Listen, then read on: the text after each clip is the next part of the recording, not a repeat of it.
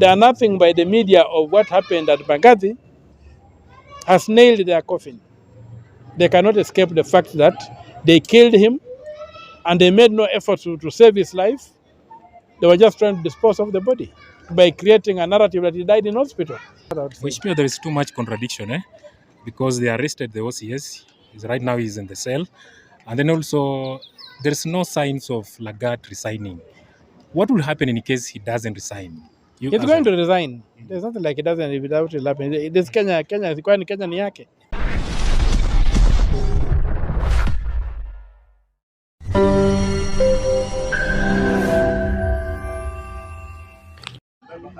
Welcome back to our channels. My name is David Chams na leo nimebahatika kupatana na Mheshimiwa Okiya Omutata, the Busia Senator. Karibu sana Mheshimiwa. How have you been? I'm fine. Mambo inaendelea Kenya mingi sana. As we speak right now, kuna kesi ya kijana wetu mwenye amepotea juzi na kuna mambo mengi yanaendelea. Hata jana tumeona pale wameleta kwa CCTV Mbagathi. Niliona hata nilisikia umeongea pale ukareact on that, the CCTV. How is the going so far? How is the case?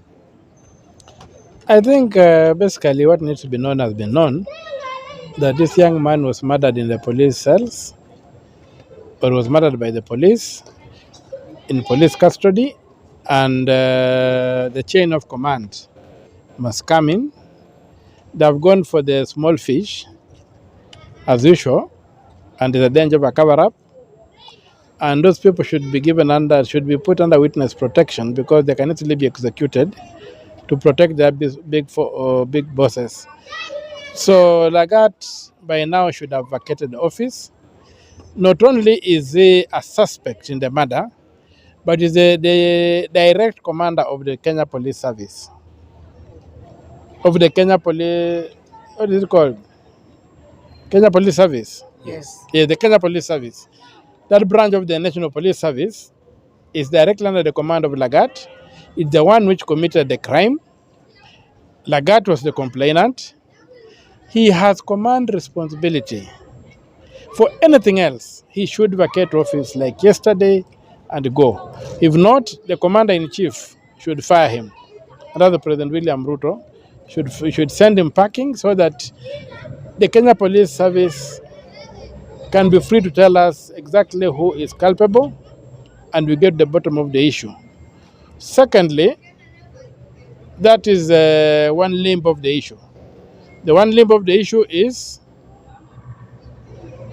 who killed the young man. The second limb of the issue is why was he killed?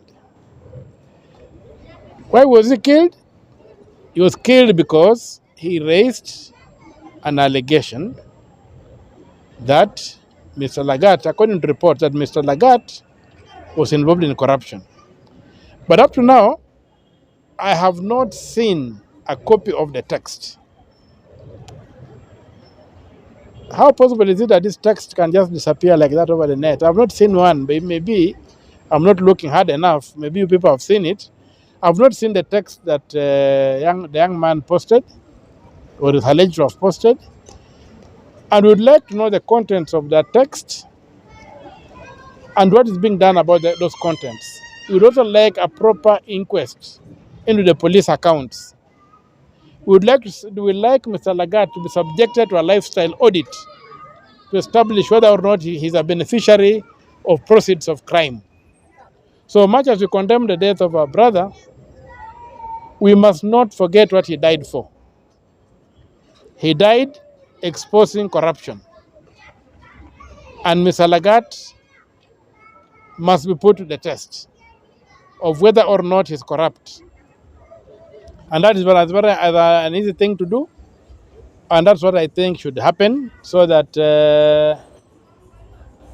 our brother does not die in vain. He died condemning corruption in the police force. He named Lagat as the architect of the corruption. And Mr. Lagat must be criminally investigated for corruption, including lifestyle audits. We know what his salary is. We know he has been earning through the ranks, and we want to look at the wealth he owns, whether it's commensurate with that particular income that is known. If known, he should be able to explain how he acquired this extra wealth that will not be that people are complaining of, because it's not just the late who raised the issue of corruption by Mr. Lagat. Even police officers have complained that Mr. Lagat is a very corrupt individual. And now that some blood of a Kenyan has been spilled, let him stand there, words and all, so that we can know what kind of character he is. If we don't do that, our brother will have died in vain, and that should not be the case. There is Conducting the investigation. Maybe do you believe IPOA is going to give up? No, I believe IPOA has got no capacity. IPOA is, look at the commissioners. How did they get there? They were handpicked by Ruto. These are Ruto's henchmen. So they're just part of the cabal. That, I have orders which I won in court saying that this thing should be filled in a proper way. We cannot achieve that. So IPOA has no capacity to do what is being given to do. I'm sure if it was not for the confusion that the ruling that Justice Mugambi gave the other day, saying that only IPOA should investigate police murders, the internal affairs unit of the Kenya Police Service, of the National Police Service, was a very, very competent unit. And I would request that they go ahead and carry out thorough investigations and assist IPOA in whatever they're doing, so that you can get to the end of this. IPOA is really something I don't understand myself. It's something I don't understand. It's a civilian. And look at the name. The name is oversight. It's not a policing authority. It doesn't police the police. It oversights the police. So when you give IPOA powers to police the police, they can't. Usually these uniformed formations have their own police units to police them. And I know Ruto, when he came into power, under Koome, they dismantled and they destroyed the Internal Affairs Unit, which was a very, very highly qualified unit that could deal with police issues. You remember the case whereby there was those two Indian nationals who disappeared. It's the Internal Affairs Unit that was able to go after the police officers and crack the case. And though the body was not found, these people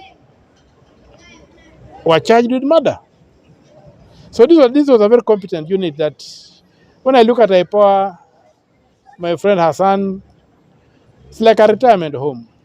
If you look at all those civilians who are there, they cannot police the uniformed people.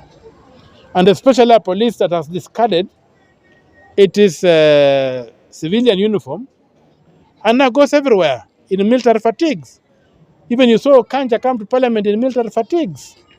You see, it's a militarized police force that thinks they have to use the boot to crash. They don't change the name of police service.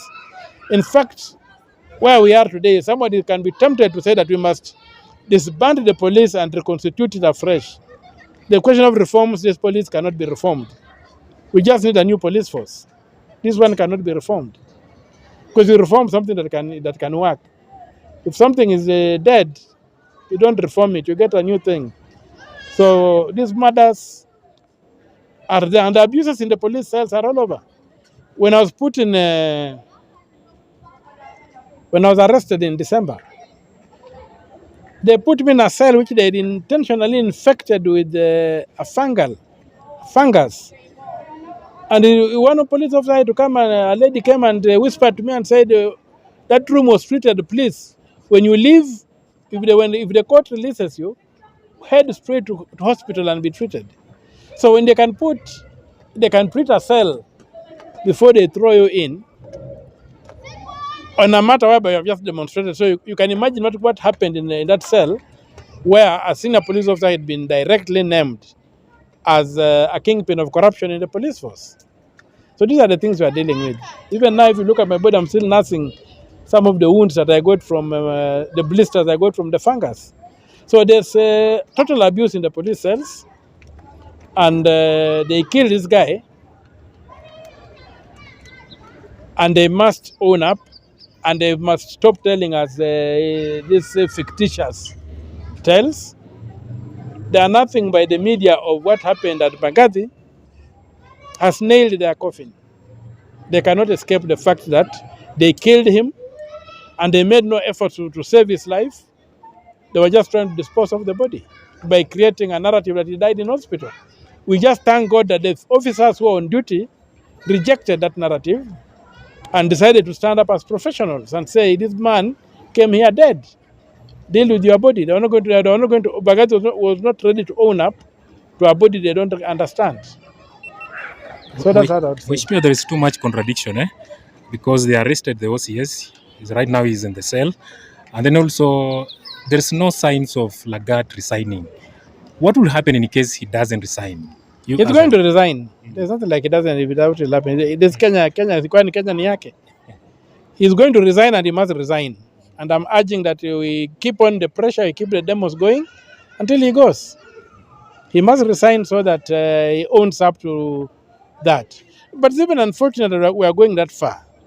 A decent commander would fall on his sword the moment the force is commanding steps out of line.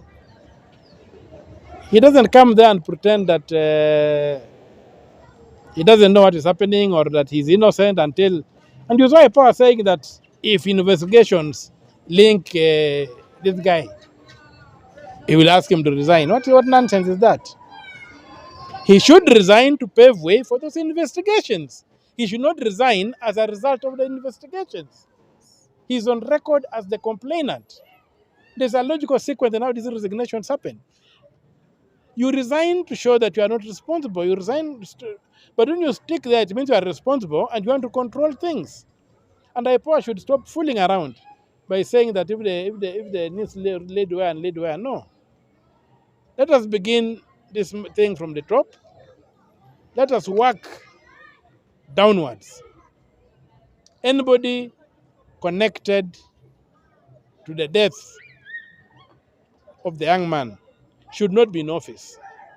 Beginning with the complainant, going further by those people who went down to arrest.